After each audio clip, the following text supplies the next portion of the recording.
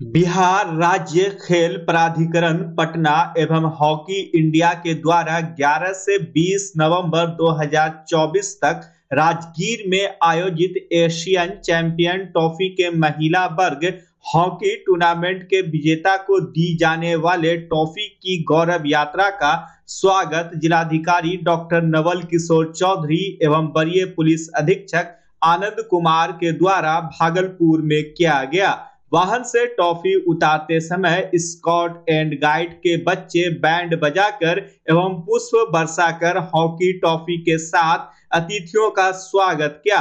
Bhagalpur town hall में आयोजित trophy स्वागत एवं सम्मान कार्यक्रम में जिलाधिकारी और एसएसपी के द्वारा ट्रॉफी को उठाकर ऐतिहासिक एवं अपने में ऐतिहासिक धरोहर समेटे भागलपुर की धरती पर स्वागत और सम्मान किया गया। इस अवसर पर जिला खेल पदाधिकारी जय नारायण कुमार, उप विकास आयुक्त प्रदीप कुमार सिंह, अपर समाहर्ता आपदा कुंदन कुमार, संयुक्त निदेशक जनसंपर्क नागेंद्र कुमार गुप्ता, एसडीएम सदर धनंजय कुमार, पुलिस उपाधीक्षक नगर अजय कुमार चौधरी, पुलिस उपाधीक्षक मुख्यालय संजीव कुमार उपस्थित थे। वहीं जिलाधिकारी ने खिलाड़ियों का उत्साहवर्धन करते हुए कहा कि आज वर्षों बाद बिहार में एक अंतर्राष्ट्रीय खेल का आयोजन किया जा रहा है। उन्हें गर्व है कि इस आयोजन के साथ ही राजगीर में बनी विशाल खेल एकेडमी के माध्यम से बिहार के हजारों खिलाड़ियों को एक नई ऊर्जा मिलेगी। के अवसर पर आयोजित इस कार्यक्रम में उपस्थित हमारे एसएसपी साहब, डीडीसी साहब, हमारे एसडीओ और एसडीपीओ एवं सबसे खास हमारे समस्त हॉकी के प्लेयर्स, इस यात्रा के साथ आए हुए समस्त प्लेयर्स, निश्चित रूप से ये बिहार के लिए बहुत ही गर्व की बात है कि वर्षों बाद एक अंतर्राष्ट्रीय खेल का आयोजन यहाँ हो रहा है। और मुझे गर्व है इस बात पे कि इसके आयोजन के साथ ही राजगीर में जितनी बड़ी एकेडमी बनी है, इससे हमारे हजारों प्लेयर्स को एक नई ऊर्जा मिलेगी, नई जान मिलेगी, जो हम लोग यहाँ अपनी क्षमता वर्धन करके अंतर्राष्ट्रीय स्तर पर विभिन्न खेलों में प्रदर्शन कर सकते हैं। आज इस अवसर पर आए हुए बाहर से समस्त आए हुए खिलाड़ियों का मैं स्वागत करता हूं, अभिनंदन करता हूं। और निश्चित रूप से मेरी यही कामना है, क्योंकि इस हॉकी का आयोजन हमारे बिहार में हो रहा है, हमारे इस देश में हो रहा है, ये हॉकी हमारे पास रहे तो ये अनोखा अनुभव होगा और अद्वितीय अनुभव होगा। और इसके लिए हम लोग समस्त प्लेयर्स को मोटिवेट करें और हमारे समस्त प्लेयर्स यदि अपनी पूर्ण क्षमता का प्रयोग करते हैं तो मुझे भरोसा है कि ये हॉकी का जो कप है हमारे इस भारत में जरूर रहेगा। और इसके साथ साथ ही मैं अपने जिला खेल प्राधिकारी को धन्यवाद भी दूंगा, जिन्होंने इस आयोजन को बखूबी हमारे समस्त अधिकारियों के साथ निभा करके इसको बखूबी बेहतर करने का प्रयास किया है। और हम समस्त प्लेयर्स को मोटिवेट करें, चाहे जिस खेल के भी प्लेयर हो उनको मोटिवेट करें, क्योंकि हमें ऊर्जा बहुत ज़्यादा है, बिहार के देश में ऊर्जा बहुत ज़्यादा है। और उसको अब तो प्लेटफॉर्म भी हमारे पास है, कई प्रकार के खेल का आयोजन हो रहा है।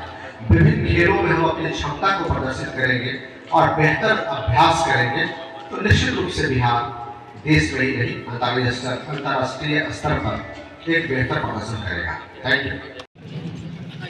गौरव यात्रा के भागलपुर पड़ाव पर आयोजित इस स्वागत समारोह में उपस्थित हमारे डीएम साहब, डीडीसी साहब, एसडीओ साहब, एसडीपीओ साहब, जिला के तमाम पदाधिकारीगण, बिहार स्पोर्ट्स अथॉरिटी के तमाम पदाधिकारीगण, जो कि इस पूरी यात्रा के साथ, जो यात्रा कुछ दिन पूर्व बक्सर से प्रारंभ हुई है और इसके पहले कुछ अन्य राज्यों में भी इस ट्रॉफी ने यात्रा की है। और मुझे लगता है कि जो लोग आज इस ट्रॉफी को देख रहे हैं और हम लोगों को भी इस ट्रॉफी को स्पर्श करने का अवसर मिला, यह अपने आप में बहुत बड़ी बात है।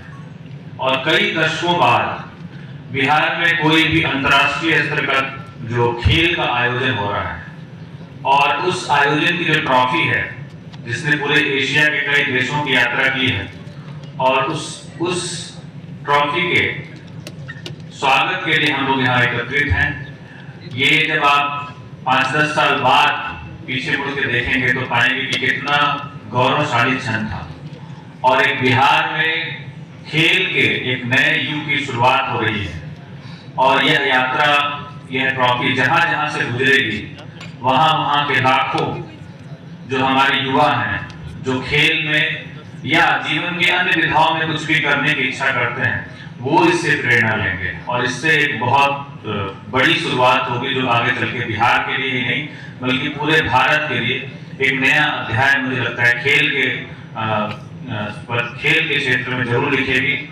और जो राजगीर में टूर्नामेंट है 11 नवंबर से 20 नवंबर तक, उसमें भी आप लोगों से अनुरोध होगा कि कम से कम एक मैच जरूर जाकर जो भारतीय टीम है और उसका उत्साहवर्धन करें और जो वहाँ आयोजक उनका उत्साहवर्धन करें। और इस उम्मीद के साथ मैं अपनी बात समाप्त करता हूँ। इस ट्रॉफी ने पूरे भारत की यात्रा की है, बिहार में जो 38 जिले हैं उसकी यात्रा करेगी। यह ट्रॉफी भारत में ही रहे और भारत की जो टीम हो इस ट्रॉफी को जीतने में सफल रहे। भागलपुर में इस टीम का स्वागत करने के लिए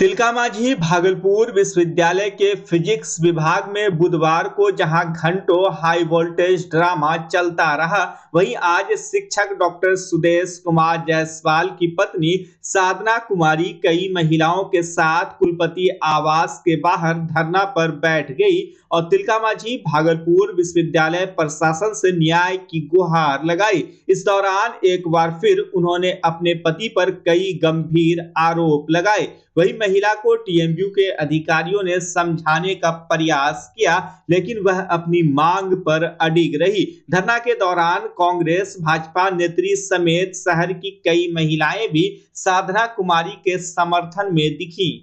मेरा नाम साधना जायसवाल है। मैं professor Sudesh Kumar Jaiswal TMBU subject है फिजिक्स, उनकी पत्नी हूँ। पिछले 2 साल से, वैसे तो मेरी शादी जो है 2006 14 दिसंबर 2006 को हुई है और शादी के कुछ ही समय के बाद से मैं इनसे शारीरिक, मानसिक और आर्थिक तीनों रूप से प्रताड़ित हूँ। 2007 में मैंने इस पर डोमेस्टिक वायलेंस का केस किया था। उसके बाद ये 1 साल के बाद फिर ये इनको जो है समझा बुझा के इस मैटर पर जो है हम जो केस को कंप्रोमाइज़ कर लिए थे। 1-2 साल ये ठीक रहे, फिर इनका मारपीट दंगा फसाद शुरू हो गया है। इसके बाद इनका जो है 2011 के बाद किसी लड़की के साथ गलत संबंध हो गया है।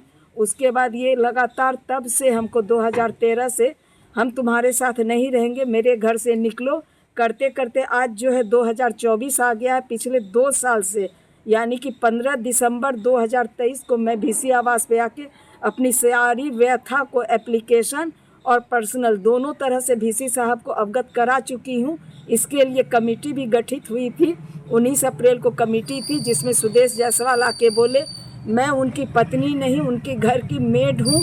जब मैंने 2007 का केस का सारा पेपर निकाल के वहाँ पर दिखाया तब वो ये मानने के लिए रेडी हुए कि मैं उनकी पत्नी हूँ। उसके बावजूद ये भी बोले कि मैं जो है डाइवोर्स केस जो है कोर्ट में फाइल कर चुका हूँ। पता करने पे पता चला कि 6 मार्च 2024 को ये केस फाइल किए तो हैं, लेकिन आज तक ये, अब अक्टूबर महीना ख़त्म हो रहा है, आज तक वहाँ ये अपीयर नहीं हुए हैं। 2023 से ही मेरा खाना खर्चा, पैसा कौड़ी, दवाई दारू सब बंद है। जब हम उनका अवैध संबंध को पकड़े थे अपने घर में तो मेरा पैर मोचार के तोड़ दिए हैं। इस पैर के साथ हम पिछले 5 साल से सफ़र कर रहे हैं। अब क्या चाहते हैं आप? हम चाहते हैं न्याय। हमको न्याय मिले, मेरा हक मिले। जिस घर में हम रह रहे हैं उस घर को खरीदने में भी हम अपना जेवर जेवरात दे के इनको सहयोग किए थे। आज चुपचाप 3 अक्टूबर को ये चुपचाप घर बेच चुके हैं और 5 दिन के बाद अचानक से जब हम घर में नहीं थे सारा सामान निकाल के ये 0 माइल के तरफ एन टावर में शिफ्ट कर गए हैं।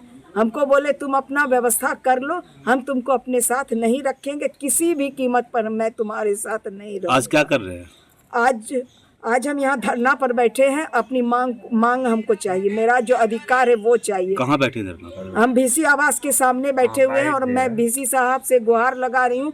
पहले भी मैं एप्लीकेशन दे चुकी हूँ 19 जनवरी 2024 को, जिस पर आज तक कोई कार्रवाई नहीं हुई है। कमेटी गठित हुई थी लेकिन आज तक उस पर कोई कार्रवाई नहीं हुई है। क्या नाम हुआ आपका? मेरा नाम साधना जायसवाल है। आपके बाल बच्चे हैं या नहीं? नहीं, मेरा अपना कोई बाल बच्चा नहीं, चूँकि शादी के बाद प्रोफेसर साहब बोले हमको कोई बाल बच्चा पैदा नहीं करना है। बाल बच्चा पैदा करने के लिए शादी नहीं की है। असत्य पर सत्य की जीत के त्योहार दीपावली को लेकर भागलपुर का बाजार सज धज कर तैयार है। लोग अपने घरों की साफ सफाई और रंग रोगन का कार्य भी तेजी से कर रहे हैं, जबकि दिवाली को लेकर बाजार में रौनक छा गई है। लेकिन मौसम की बेरुखी ने दुकानदारों की उम्मीद पर पानी फेर दिया है। एक दुकानदार ने बताया कि हम लोग काफी उम्मीद लगाए बैठे हैं, आशा है कि मौसम सही होते ही ग्राहक आएंगे। दिवाली का माहौल अभी तक तो वही बारिश के वजह से थोड़ा सा मतलब कि दिक्कत है। कल भी बारिश हुई है और आज का भी मौसम गड़बड़ है और कल तक का भी मौसम गड़बड़ बता रहा। बाकी इसके बाद 2 दिन के बाद उम्मीद है कि दिवाली का बढ़िया रहेगा। बाकी ठीक है, बाज़ार जैसे चलता है सब दिन उसी तरह चलेगा ही। इस बार क्या लग रहा है पिछले साल के मुकाबले? ठीक रहना चाहिए, पिछले साल के मुकाबला ठीक रहना चाहिए, लेकिन बारिश की वजह से कुछ शंका लग रहा है। बाकी लोगों से क्या कुछ अपील करना चाहेंगे? बाकी से यही अपील करना चाहेंगे भाई सभी से कि सब आप ही लोग के उम्मीद पे सारा मार्केट में माल आया है, सब उम्मीद से बेचने के लिए लाया है। आप लोग थोड़ा आइए, जैसे भी हो कोऑपरेट कीजिए, माल खरीदिए, सामान खरीदिए मार्केट में। का आप लोग हैं तो हम लोग भी हैं। बस यही सभी से अनुरोध है कि मार्केट आइए, सब थोड़ा थोड़ा जो भी है जहाँ भी है जिससे भी परचेज करते हैं परचेज कीजिए। कैसा रहेगा? हम लोग चरण कर सकते हैं, बाकी तो अभी देखिए मौसम खराब है, क्या होगा नहीं होगा ऊपर वाला ही जाने। हम लोग तो अपना कर्म कर सकते हैं और क्या करेंगे। बाकी लोगों से क्या कुछ आह्वान करना चाहेंगे? बढ़िया से अपना जो पर्व त्योहार है बढ़िया से मनाए, सब खुश रहे और क्या चाहेंगे। जो लोग चाइनीज सामान का उपयोग करते हैं उसके लिए क्या कुछ कहना चाहेंगे? देखिए वो चाइनीज जो सामान है वो तो बाहरी है, आदमी लोग लेता है, मगर अपना ही ज़्यादा चलाना चाहिए।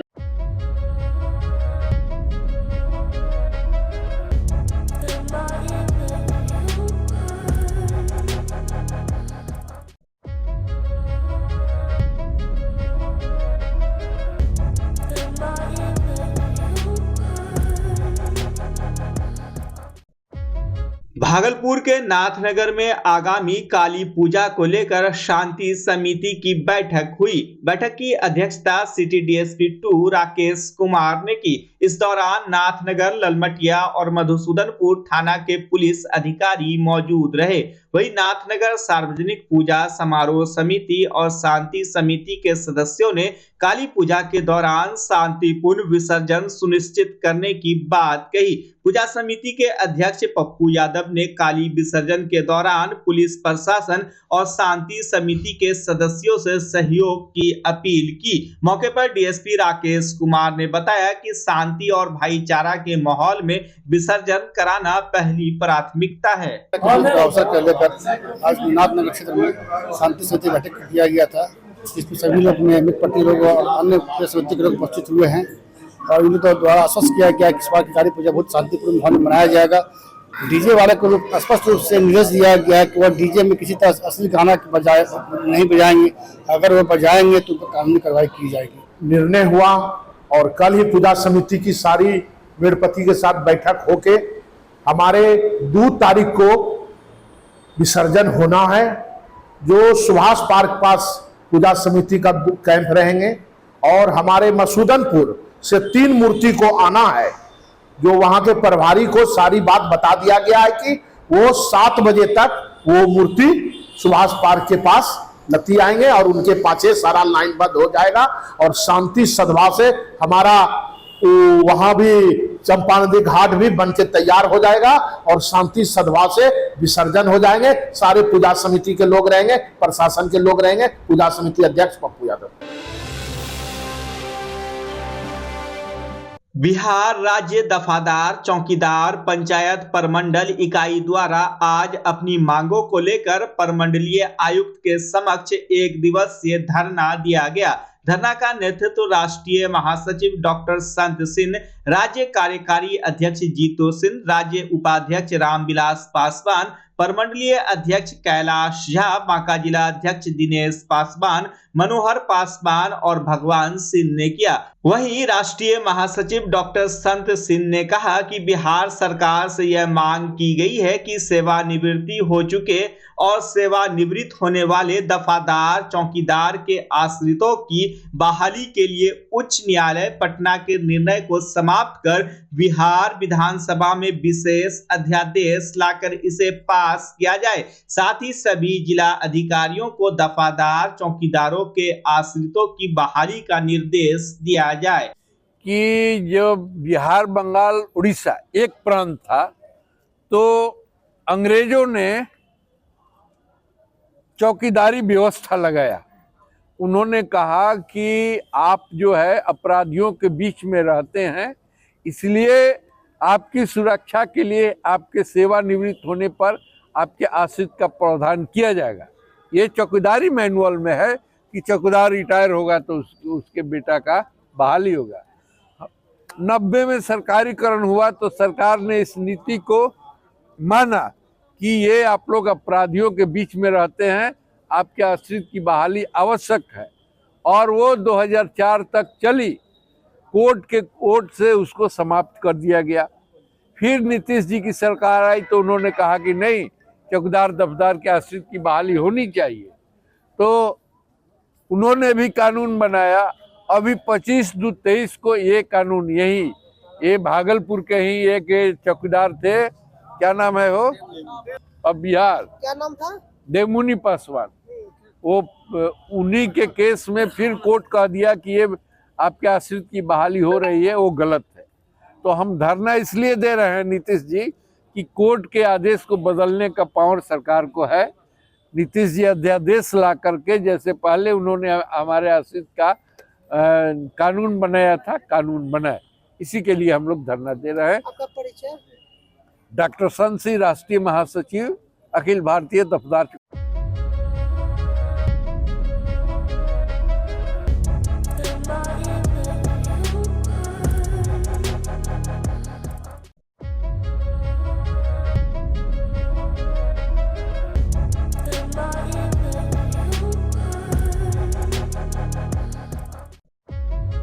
बच्चा जब जन्म लेता है तो कई बार बच्चा तुरंत नहीं रोता है, रोने में देर हो जाता है। ऐसे में बच्चा क्षतिग्रस्त हो जाता है और उसके बचने की संभावना कम हो जाती है। और यदि बचा तो भविष्य में उसमें विकलांगता की समस्या आती है, जिसे सीपी कहते हैं, जिसका कोई माकूल इलाज नहीं है और ज़िंदगी भर बच्चा विकलांगता से जूझ सकता है। ऐसे में पूरे संसार में कूलिंग थेरेपी का सहारा लिया जाता है। जन्म से ठीक 6 घंटा के अंदर यदि उसको कूलिंग थेरेपी दिया जाए तो उससे उसका सीपी की समस्या कम होती है और बचने की भी संभावना बढ़ती है।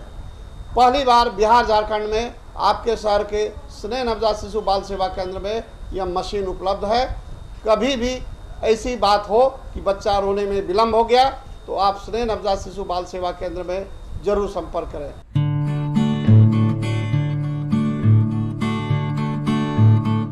घर शिफ्ट करना हो या ऑफिस रीलोकेट करना हो, मेक माई शिफ्ट के साथ अपने सामान को सुरक्षित पहुंचाइए कहीं भी कभी भी। मेक माई शिफ्ट देते हैं residential and office relocation, long distance relocation, heavy machine shifting, packing and moving, international and intercity moving, car transportation जैसी ढेरों best services. Make my shift packers and movers. For bookings call 8298-181-018 या log on करें www.makemyshift.in।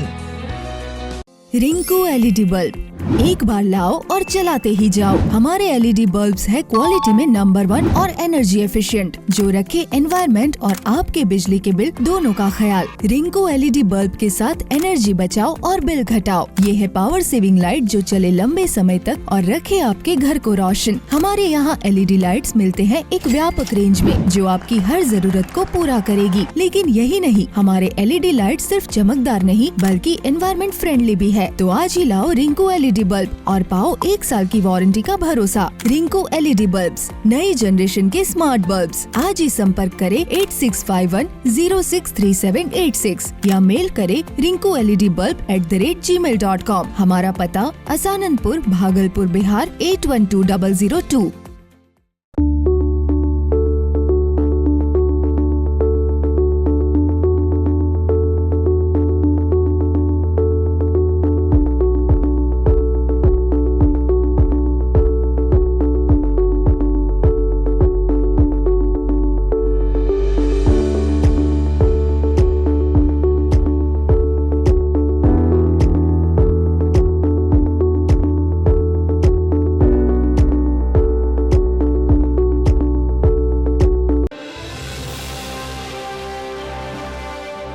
Bhagalpur Nathnagar थाना क्षेत्र के रामपुर पुलिया के समीप ट्रेन की चपेट में आने से एक युवक की मौत हो गई। स्थानीय लोगों की नजर जैसे ही रेलवे ट्रैक पर पड़े शव पर पड़ी, वैसे ही इलाके में सनसनी फैल गई। वहीं मृतक के पास परिजनों ने मौके पर पहुंचकर शव की पहचान की। मृतक की पहचान नाथनगर थाना क्षेत्र के मदनी नगर निवासी 35 वर्षीय मोहम्मद मुख्तार के रूप में की गई है। सूचना पर पहुंची नाथनगर थाना पुलिस ने शव को अपने कब्जे में लेकर पोस्टमार्टम के लिए भागलपुर स्थित मायागंज अस्पताल भेज दिया। दिमागी संतुलन ठीक नहीं था 15 दिन से। 15 दिन से? क्या नाम है जो मर गया? मुख्तार। घर कहाँ है इसका? गली नंबर 1। उम्र कितना हो रहा होगा? कम से कम इसका 35 साल हो रहा है। शादी वादी हो गया था? 4 बच्चा है, 5 बच्चा है। दिमागी संतुलन खराब है। हाँ। इलाज उलाज चल रहा था इसका? इलाज चल रहा था मायागंज से। कब निकला था कल घर से? कल 7:30 बजे निकला था, 11 बजे तक खोजे नहीं मिला। तब यहाँ सुबह पता चला आप लोग को? हम आए इधर खोजने तो मिला हमको क्या बजे कि जब देखे दोनों सर था वहाँ पर रेलवे वाला, तो किसके कहाँ में है तो उसको पहचानते हैं हम, उसका परिवार को लेकर आ रहे हैं। आपका कौन है? हमारा भाई है अपना। आपका क्या नाम? कुर्बान अंसारी।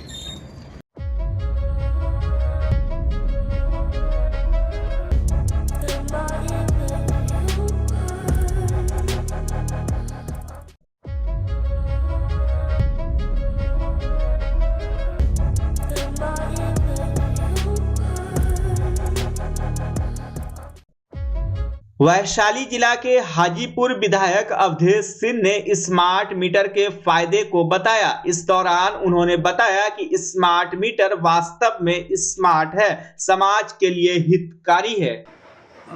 स्मार्ट मीटर वास्तव में स्मार्ट है, समाज के लिए हितकारी है। अभी स्मार्ट मीटर की सबसे बड़ी खासियत यह है कि पहले जैसे बिलिंग के बारे में रहता था कि बिल आपका नहीं आया, एक बार मोटी रकम आ गई, कुछ पेनल्टी आप पर इम्पोज हो रहा है, वो समाप्त है। आप पैसा जमा करिए उसमें और बिजली जलाइए। लेकिन बिजली कंज्यूम करने के एक फ़ायदे ये भी हैं कि आप तब तत्पर रहेंगे, आपको अंदाज़ा रहेगा कि हमारी कितनी रुपए की बिजली कितने दिनों में खपत हो रही है, तो आप बिजली के अपव्यय से भी बचेंगे। और दूसरा ये है कि राष्ट्र के हित में भी है कि बिजली की खपत कम से कम हो और उसका क्षय नहीं हो, उसका अपव्यय नहीं हो। और तीसरी बात है कि लोगों में ये भ्रांति है कि भाई बिजली गाँव में नेटवर्क नहीं रहता है, हम कैसे अपना ये मीटर स्मार्ट मीटर को रिचार्ज करेंगे। तो ये नई स्मार्ट मीटर में एक सुविधा आई है कि भाई आप अगर 30 सेकंड के लिए उसके बटन को दबा कर रखेंगे तो 72 घंटों तक बिजली आपकी चालू हो जाएगी। उस महीने में एक बार ये फ़ायदा आप ले सकते हैं। ये फ़ायदा 2 कारणों से अच्छा है कि मान लीजिए कोई महिला घर में है और पुरुष सदस्य नहीं है, कोई उसको पैसा जमा करने वाला नहीं है, तो वैसी स्थिति में वो अगर महिला घर में बैठ कर के उस बटन को दबाती है तो 72 घंटे तक बिजली उनका चार्ज हो जाएगा, चालू रहेगा। ये एक बड़ी सुविधा हो गई है। लेकिन ये महीने में कोई एक बार इसके उपयोग का आधार बनाया गया है। तो हमारा तो अनुरोध होगा कि सभी लोग स्मार्ट मीटर लगाएं और स्मार्ट मीटर से बिजली की खपत भी कम होगी, आप अपव्यय से भी बचेंगे और आपका पैसा भी बचेगा।